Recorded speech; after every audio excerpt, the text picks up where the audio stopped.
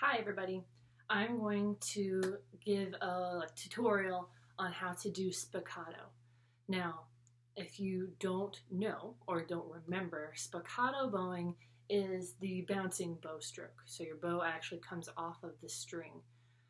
So we're going to talk about the various things you need to consider to do a successful spiccato. And I'll demonstrate on my violin and on the cello. Viola, it's the same situation. It's not going to be any different. The only difference for bass is you stand to play, and obviously if you're using a German bow hold, then the motion is going to be slightly different, just because you hold the bow differently. But overall the concept is going to be the same. The cello and bass will be pretty much the same, and then violin and viola will be pretty much the same. It's kind of like shifting a little bit. All right, so first we need to find the balance point. Okay, so if you don't remember, we try to find a spot where our bow is going to balance and not fall. So go ahead and take your bow, if you have your instrument out and you're attempting this with me, and try to find your balance point. Okay, I'll give you a second to find it. And while you are finagling that, I'm going to grab the cello bow and do the same thing. So it's not going to probably stay with the bow hair pointing up to the ceiling. It's going to flop over, and that's fine. And I usually use 2 fingers, but if you want to be daring, you could try just 1. Okay. Notice that the balance point is not in the middle. Okay, because if you recall, the frog is heavier than the tip. If they were the same weighted, then the balance point would be the middle. But since the frog is heavier, then the balance point kind of shifts for where it'll stay balanced. Okay, so notice that it is slightly below the middle. Okay, middle is like here-ish. Okay, so you can tell you're going to be closer to the frog in order to do that. Okay, so finding the balance point is important because this area is where the bow should be hitting the string consistently. Okay, it's okay if it's not exact every time, but you want to be hovering around this area. So if you're slightly below the balance point or slightly above, that's fine, but you want to stick to around this area. Can you bounce the bow in other places? Yes, you can. You can bounce it close, really close to the frog, and you can bounce it really close to the tip. However, the sound quality and the amount of control that you have is going to vary quite a bit. So this is the most solid, consistent sound that you're going to get if you do it around the balance point. So that's why we want to stick to that. And you can always experiment with it later and seeing what it sounds like to do spiccato elsewhere in the bow. But this is our go-to. Okay, so that's the first thing.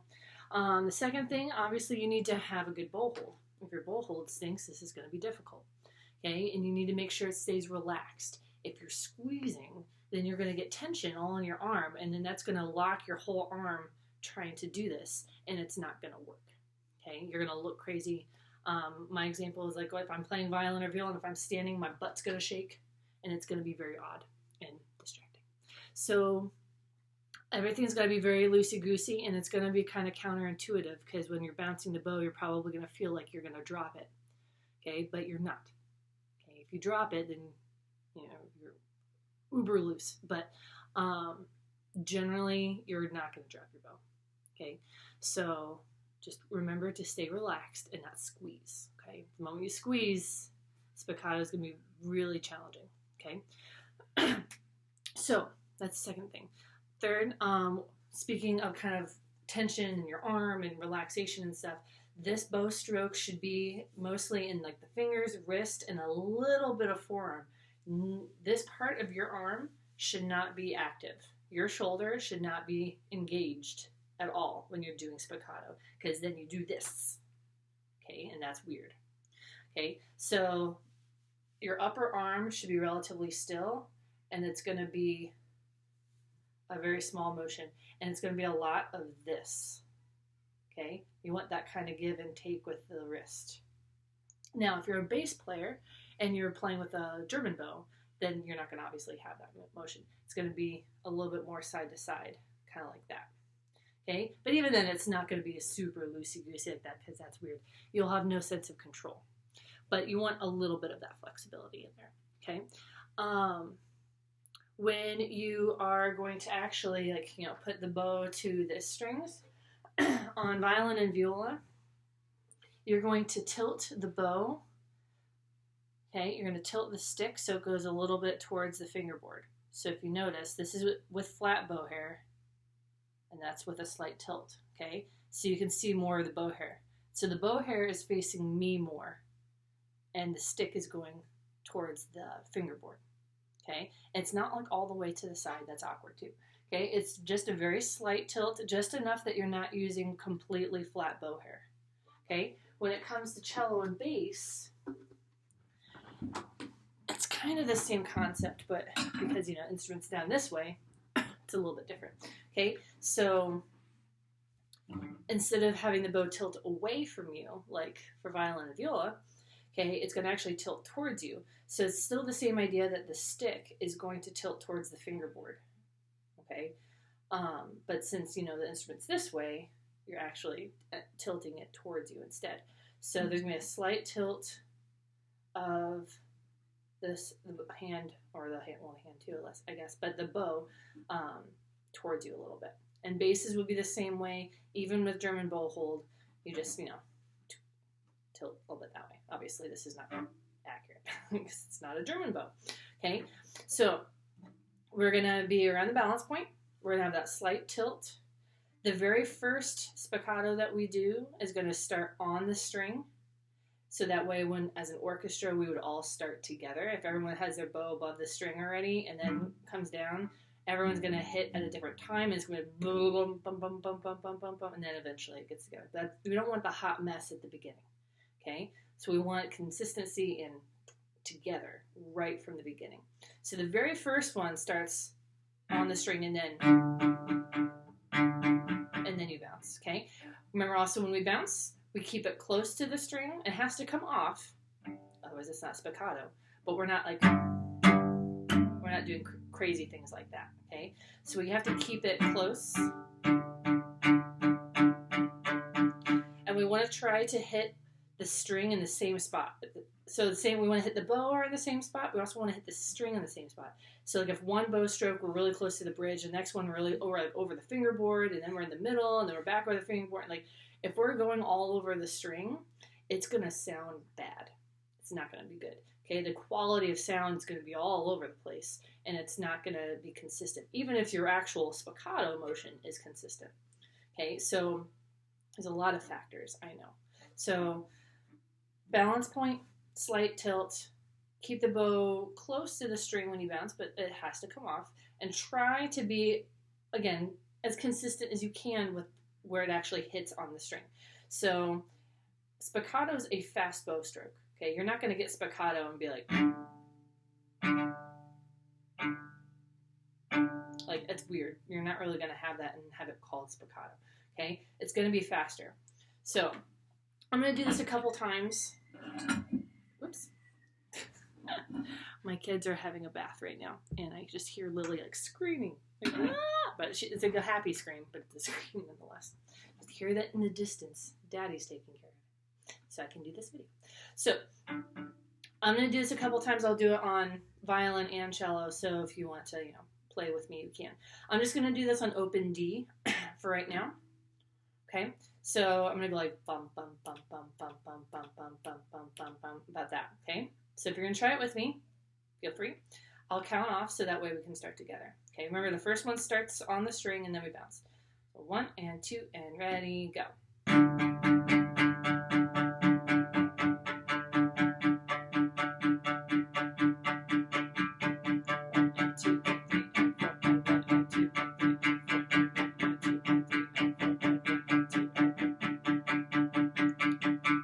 I'm going to keep going, so if you're getting weird, you can try to fix it and get back with me.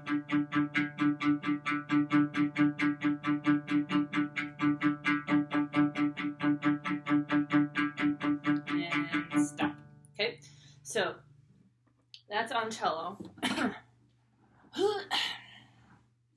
Okay, and you might be asking, asking, like, why would you need to tilt your bow?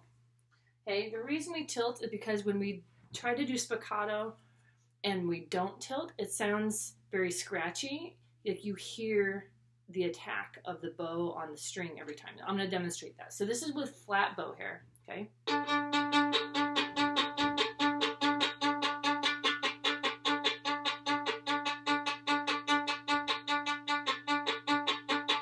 Okay, and this is with the tilt.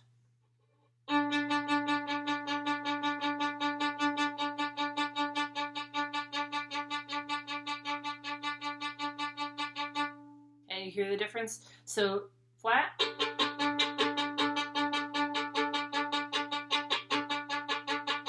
tilt.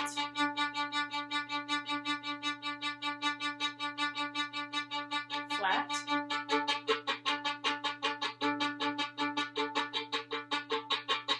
tilt.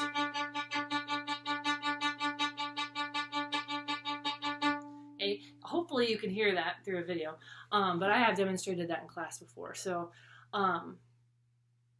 that's why. And imagine you having a whole orchestra of doing spiccato and everyone has flat bow hair. It's going to be very, very scratchy. It's not going to be a very pleasant sound that we're going to produce. So you want to get that tilt. Okay, and so when you're practicing this, you want to practice it. You don't want to practice it really slow because that's actually harder to control. So you want to practice it still trying to get a little bit of speed, and you can practice going faster too. So. And look how little arm I'm using.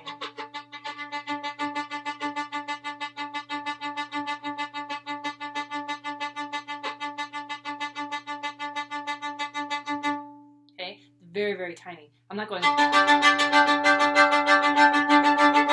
like that's what happens. You lock your arm and you get tense. That's what you get. Okay, so we're gonna try something else. Okay, I'm going to just go D, E, F, G, F, E, D. Okay, I'm not going to change strings or anything. I'm just going to go up to G, unless you're bass, then it would change. But, so we're going to go 4, we'll do 8. We'll do 8 on each note. Okay, so that we can practice coordinating fingers and stuff with bow. Okay, so 1 and 2 and 3 and 4 and 1 and 2 and 3 and 4 and 1 and 2 and 3 and 4. Okay, about that. Okay, 1, 2, 1 and 2 and ready, go. And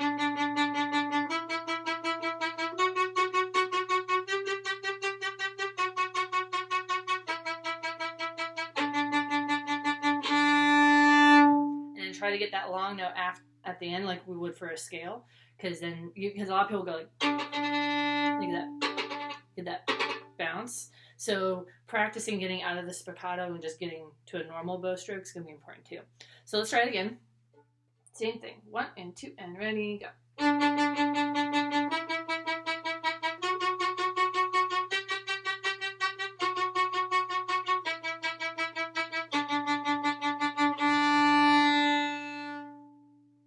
Okay, spiccato takes time. Okay, it's like vibrato. Vibrato takes time to learn and get comfortable and good at. Okay, spiccato is one of the hardest bow strokes that you're probably going to learn. There are others that are challenging and stuff too that eventually, like, you know, down the road, high school, college, if you decide to keep playing in college and blah, blah, blah. But for now, spiccato is going to be probably the hardest bow stroke that you're going to be learning for a bit. Unless you like take private lessons and stuff too, then maybe you'll learn something else. But so don't beat yourself up if it takes a little bit to get it to sound good and to sound consistent. If you notice that you want to use more arm than you're supposed to, for violins and violas, I highly recommend just leaning up against a wall. So like you lean, so this part is up against the wall, and so then you have to go and isolate this, and you can't use your shoulder, and if you do, then like you're going to be like pushing your whole body off, and that's going to be pretty obvious. Cello and bass, you can't do that so much because, you know, how you play. So if you have a loving family member around to go and just be your wall and just like push on your arm to force you to not move it, then that is good too. And because you'll be able to tell as long as your family member is like actually holding you steady and isn't just giving with you. You'll feel that resistance and you're like, oh, I see what I'm doing. Okay, so give it some time, but you do want to make sure that you know how to do spiccato bowing. If you're an intermediate, deep C fandango has oodles of spiccato. And if you're an advanced, I don't think any of the music I picked has spiccato in it, but it's still an important bow stroke that you should know and feel comfortable with. I feel like advanced has a general idea and is pretty decent at it, but some people, probably struggle a little bit. Just like there's going to be people that struggle with vibrato. Okay, it's going to be one of those things. Some people will pick it up and get it right away, and other people will struggle a little bit, and that's fine. That happens with everything in life.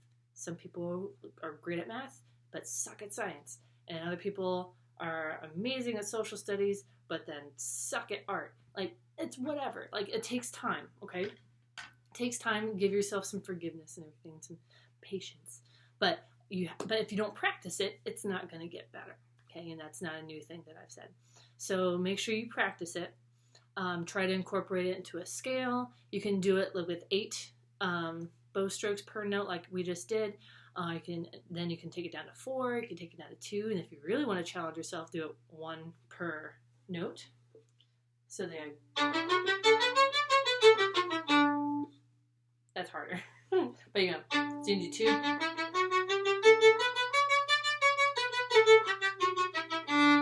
And so, if spiccato comes to you pretty easy, then try to challenge yourself. Make sure you try it on all of your strings, not just D. That's just my go-to one. But try it on every string. Try it with fingers going down. If you have a piece of music that we've done before or that you have now that involves spiccato, then, whip that out and practice it a little bit, see how it goes. But like I said, it is an important bowing technique. Okay? I realize this is a long video, so if you've made it through this whole thing, A for the day. If you have questions about spiccato, feel free to message me. The week we come back from spring break, so April 6th, I'll be doing Zoom conferences for people that need help for anything. So if this is something that you watch and then you're like, oh crap, I'm not very good at spiccato, and you want me to see what you're doing or whatever, then that would be a good time to try and have me help you out a little bit. Okay? Have a lovely spring break and catch you on the flippity flip.